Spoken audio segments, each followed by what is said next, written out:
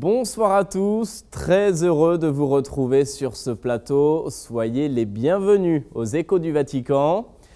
J'espère que vous avez toutes et tous passé une agréable fête de Pâques. On va largement revenir là-dessus dans cette émission. Pâques, c'est la fête la plus importante dans le calendrier liturgique durant ce Triduum pascal. Depuis jeudi saint jusqu'au dimanche de Pâques, nous avons commémoré la passion, la mort et la résurrection du Christ. Les célébrations ont été nombreuses et intenses. La dernière scène du Seigneur avec le lavement des pieds le jeudi saint, la passion du Christ avec le chemin de croix le vendredi saint, la veillée pascale le samedi et la messe de la résurrection le dimanche de Pâques. Sans oublier, bien sûr, la traditionnelle bénédiction Urbi et Orbi du souverain pontife. C'est lui-même qui a présidé toutes ces célébrations au Vatican. Nous avons préparé pour vous un résumé de ce qu'il faut retenir avec les images de la télévision du Vatican. Le pape François s'est rendu ce jeudi saint dans la prison de Pagliano, en Italie centrale, pour célébrer la messe en la mémoire de la scène du Seigneur. Durant cette célébration, dans son homélie, le pape s'est appuyé sur l'évangile du jour pour rappeler aux prisonniers que Jésus a aimé jusqu'au bout et jusqu'à donner sa vie pour chacun. Il est grand, il est bon et il nous aime comme nous sommes, a expliqué le Saint-Père. Ce n'est pas facile, nous sommes tous pécheurs, nous avons des limites et des défauts, concède le pape, mais oui, nous savons tous aimer et Jésus en cela est un modèle. Lui qui était le chef, lui qui est Dieu, il a lavé les pieds de ses disciples. Le pape rappelle alors cette ancienne tradition d'hospitalité quand les esclaves lavaient les pieds des grands voyageurs. Les esclaves, insiste le pape. Jésus donc inverse les rôles et le fait lui-même. Ce geste, bien sûr, est surprenant. À l'époque du Christ, c'est Simon qui refuse dans un premier temps de se faire laver les pieds. Aujourd'hui, le Saint-Père nous dit la surprise que sa venue dans une prison a pu susciter. Celui qui semble le plus grand doit faire le travail d'un esclave, justifie François. Mais comment pouvons-nous faire de même? Je ne vous dis pas de vous laver les pieds mutuellement, ce sera une plaisanterie, non? Dit-il devant les prisonniers. Mais il met en avant le symbole de se mettre au service les uns des autres, y compris à l'intérieur d'une prison, et de semer de l'amour entre nous. Parce que ça, c'est de l'amour, c'est comme laver les pieds. Et le pape de donner l'exemple en lavant les pieds des 12 prisonniers, et parmi eux, 2 condamnés à perpétuité, 3 femmes et un musulman converti, qui sera baptisé en juin prochain. Le vendredi saint, c'est dans la basilique Saint-Pierre que le pape a présidé la célébration de la Passion du Christ. Mais pourquoi donc, après 2000 ans, le monde fait encore mémoire de la mort de Jésus de Nazareth comme si elle s'était passée hier? C'est la réflexion de ce vendredi saint livrée par le père Raniero Cantalamessa, prédicateur de la maison pontificale.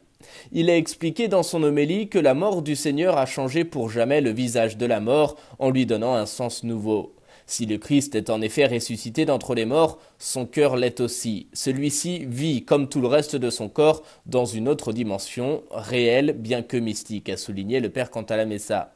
Car après le sacrifice de Jésus palpite dans le monde un cœur de lumière. Plus profond que toute la haine et la méchanceté humaine, il y a l'amour et la bonté du Christ. Que représente la croix pour être à ce point stable dans un monde fluctuant, demande encore le prêtre. Elle représente le non définitif et irréversible de Dieu à la violence, à tout ce que nous appelons le mal. Et elle est en même temps le oui tout aussi irréversible à l'amour, à la vérité et au bien.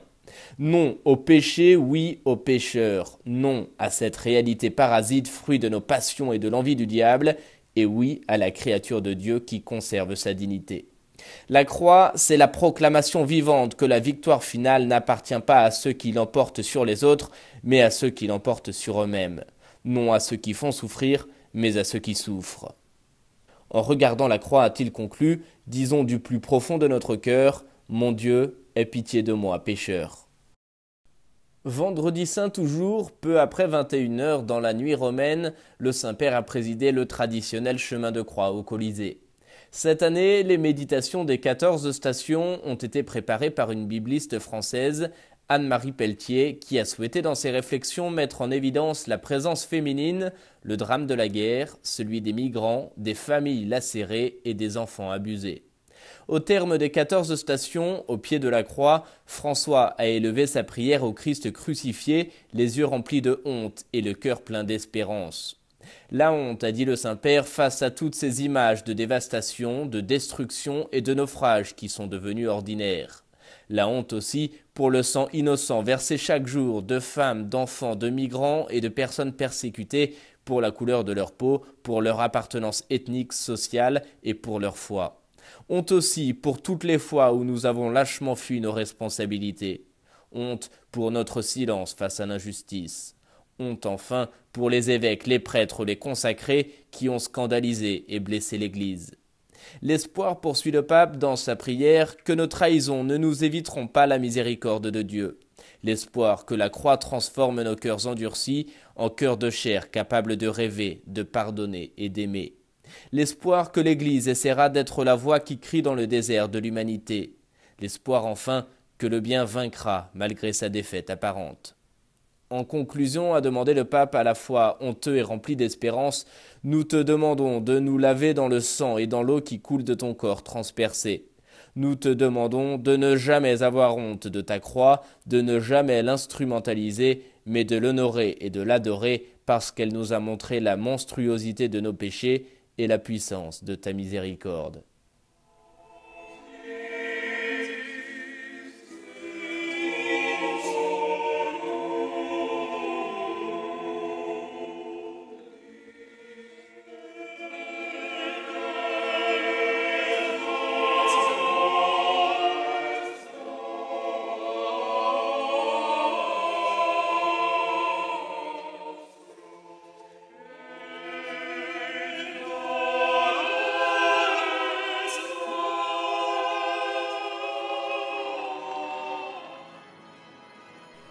Le samedi saint, dans la soirée, le souverain pontife a présidé la messe de la veillée pascale dans la basilique Saint-Pierre.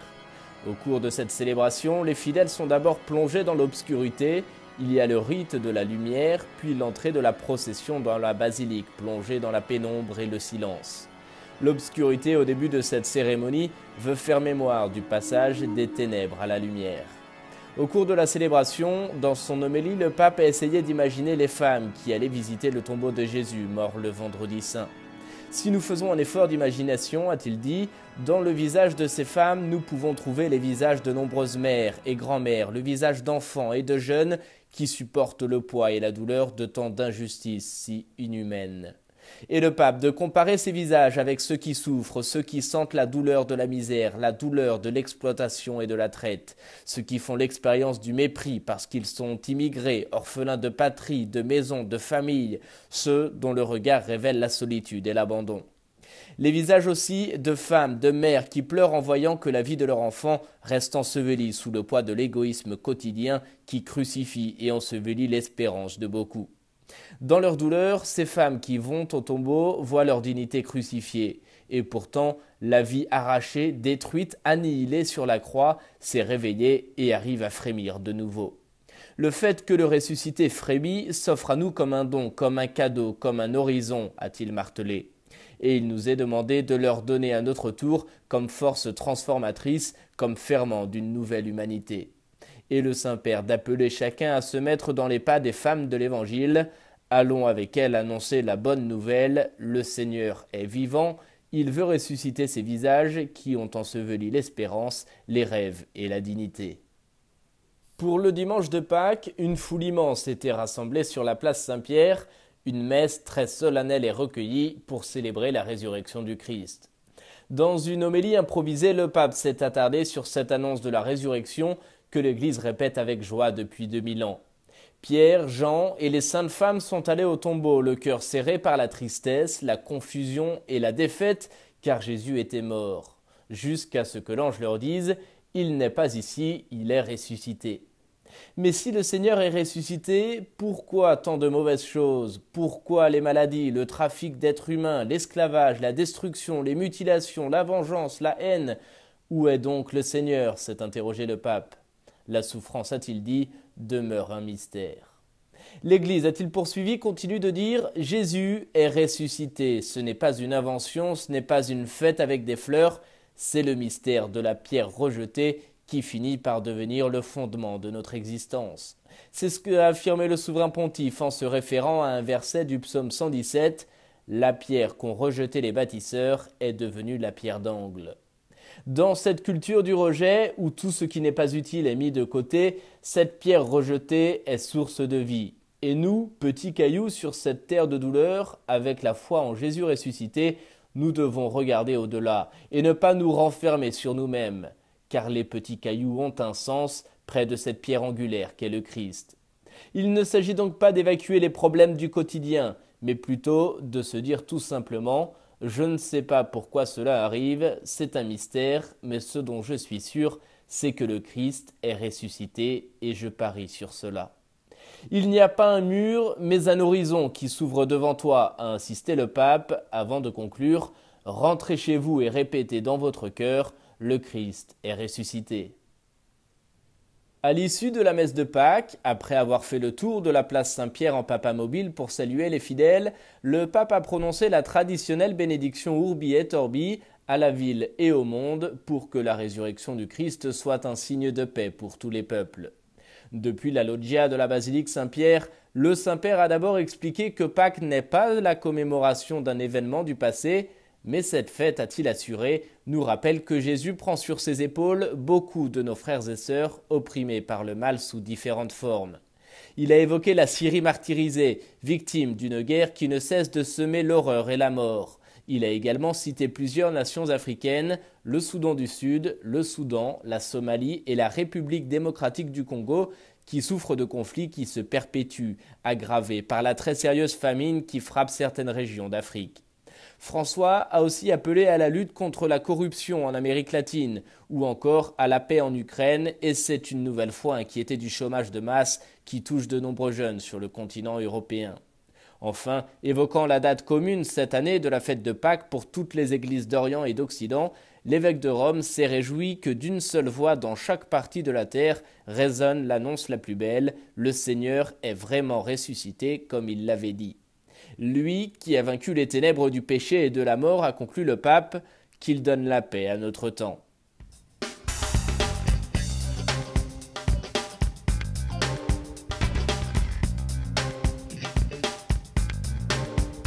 Cette semaine de Pâques, ça nous fera du bien de lire chaque jour un passage de l'Évangile où l'on parle de la résurrection du Christ. Et ce dimanche, alors que nous célébrions la fête de Pâques, le pape émérite Benoît XVI fêtait également son 90e anniversaire. Joseph Ratzinger est né le 16 avril 1927 en Allemagne. Mais ce n'est pas tout, car 3 jours après l'anniversaire de sa naissance, on célèbre aussi l'anniversaire de son élection comme successeur de Pierre. C'était le 19 avril 2005. Un double anniversaire donc cette semaine pour le pape émérite Benoît XVI. On va vous dire bien sûr comment il a célébré son anniversaire et on en profite aussi pour faire le point sur les grands axes de son pontificat. C'est la chronique d'Émilie Callan. C'était un anniversaire très spécial cette année. Non seulement Benoît XVI fêtait ses 90 ans, cette fête tombait le jour de Pâques, jour qui coïncide aussi avec son anniversaire de baptême. Pour célébrer son frère, Monseigneur Georges Ratzinger et une délégation bavaroise et allemande se sont retrouvés dans les jardins de sa résidence au Vatican au son d'une musique traditionnelle de sa région natale. Et on lui a offert de plus une bonne bière bavaroise. Le pape émérite Benoît XVI habite présentement au monastère Mater Ecclesia. Il passe ses journées à prier, à lire et à écrire. Sa force physique s'affaiblit petit à petit. Il a de la difficulté à marcher, il ne voit plus très bien d'un œil, mais il a encore toute sa tête. Et le pape François lui rend visite plusieurs fois. Il s'appelle aussi ou ils s'écrivent. C'est une grâce d'avoir à la maison le sage grand-père, disait-il au sujet de son prédécesseur. Pour moi, il est le pape émérite, le grand-père sage qui me protège par sa prière. Pour le 65e anniversaire de sacerdoce de Benoît XVI en juin dernier, le Saint-Père a encore une fois lancé « Il est fidèle à sa parole, c'est un homme de Dieu, très intelligent et qui, pour moi, est comme un grand-père à la maison. » En effet, le Saint-Père a plusieurs fois exprimé sa grande affection pour le pape émérite. Benoît XVI a laissé un riche héritage à l'Église. Les thèmes majeurs qui ont marqué son pontificat sont l'écuménisme, la liturgie et la musique sacrée, le dialogue avec les différentes traditions chrétiennes, le renouveau de la foi en Europe et son exhortation à ne pas se laisser vaincre par la sécularisation. Il a de plus fait face au scandale Vatilix en 2012 et s'est souvent prononcé contre les abus sexuels dans l'Église. Mais théologien et homme de foi, il était coopérateur de la vérité, comme l'indiquait sa devise épiscopale lorsqu'il était archevêque de Munich. Il a certainement marqué l'histoire de l'Église. Il l'a marqué davantage lorsqu'il a courageusement annoncé sa démission comme chef de l'Église catholique au Collège des cardinaux en février 2013. Il est ainsi devenu le premier pape à devenir pape émérite. On se rappellera de lui alors comme un modèle d'humilité, de fidélité et de courage. Et enfin, comme chaque semaine, on termine avec l'audience générale du mercredi. Le Saint-Père a poursuivi, place Saint-Pierre, son cycle de catéchèse sur l'espérance chrétienne. Il s'est inspiré dans sa réflexion du passage évangélique du grain qui meurt en terre pour donner du fruit.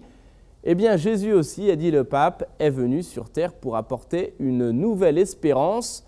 Le Saint-Père nous invite, nous aussi, à donner notre vie par amour. On écoute un résumé de sa catéchèse. Frères et sœurs, après les acclamations de la foule lors de l'entrée de Jésus à Jérusalem, les espérances terrestres de ces gens se sont écroulées devant la croix. En réalité, notre espérance est autre que celle du monde. Jésus a porté au monde une espérance nouvelle.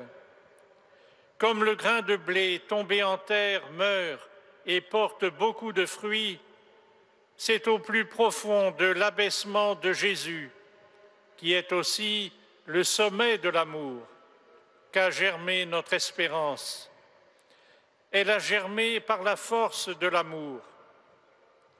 À Pâques, Jésus a transformé notre péché en pardon, notre mort en résurrection, notre peur en confiance. Quand nous choisissons de suivre Jésus, nous découvrons peu à peu qu'il n'y a pas d'autre chemin que l'amour humble pour vaincre le mal et donner espérance au monde. C'est le chemin de Dieu, le seul qui donne du fruit.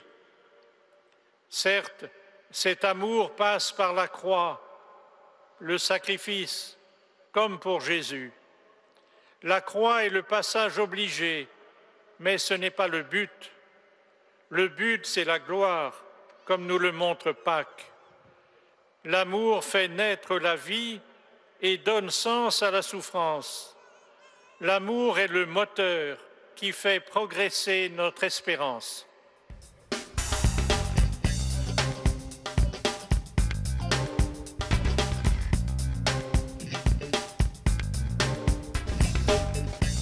Dans chaque partie de la terre résonne l'annonce la plus belle. Le Seigneur est vraiment ressuscité comme il l'avait dit. Il a vaincu les ténèbres du péché et de la mort, qu'il donne la paix à notre temps. Voilà, c'est ainsi que s'achève cette émission. Merci de l'avoir suivi, merci de votre fidélité. Je vous souhaite une agréable soirée et je vous dis à la semaine prochaine pour de nouveaux échos du Vatican.